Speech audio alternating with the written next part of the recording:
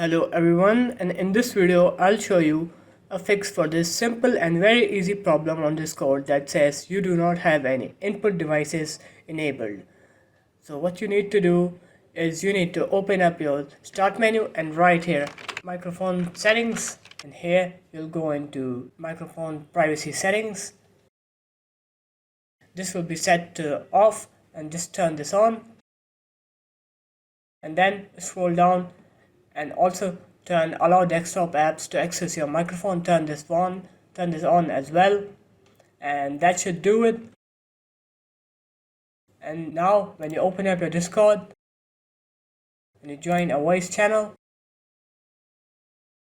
your voice should be transmitting.